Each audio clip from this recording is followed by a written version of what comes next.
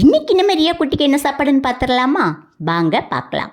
நான் சொல்லவே வேண்டாம், நீங்கள் பார்த்தவொடனே கண்டுபிடிச்சிருப்பீங்க. ஆமாங்க, நண்டு தான். என்ன நம்ம வீட்டில் இன்றைக்கி நண்டு குழம்பு தான். அதனால நம்ம ரியாவுக்கும் வச்சாச்சு. ஏன்னா நம்ம என்ன சாப்பிட்றோமோ அதை ஃபுல்லாக நம்ம ரியாவுக்கு வச்சுட்டு தான் சாப்பிடுவேன். அவளுக்கு எதுவுமே நாங்கள் எது சாப்பிட்டாலுமே அதுக்கு வைக்காமல் சாப்பிடவே மாட்டோம். ஏன்னா எனக்கு மனசு கேட்கவே செய்யாது. அவளுக்கு என்ன வச்சாலும் அவள் சாப்பிட்ருவா.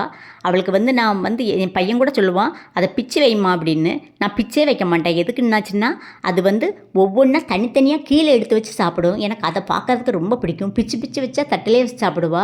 நம்ம அப்படி முழுசாக வச்சாச்சுன்னா தட்டிலேருந்து கீழே எடுத்து வச்சு சாப்பிடுவா. அதை பார்க்குறதுக்கு எனக்கு ரொம்ப பிடிக்கும். அதனாலேயே அதை நான் முழுசாக வைப்பேன். நீங்களும் நாய் வளர்த்துருப்பீங்க, அதுக்கு என்ன சாப்பாடு வைப்பீங்கன்னு கண்டிப்பாக கமெண்டில் சொல்லுங்கள். என்ன சாப்பாடு வைக்கணும், என்ன சாப்பாடு வைக்கக்கூடாது அப்படிங்கிறதையும் கண்டிப்பாக சொல்லுங்கள். எனக்கு இப்படி ரியா குட்டிக்கு நாங்கள் சாப்பிட்றது எல்லாத்தையுமே வச்சுக்கிட்டு தான் இருக்கேன்.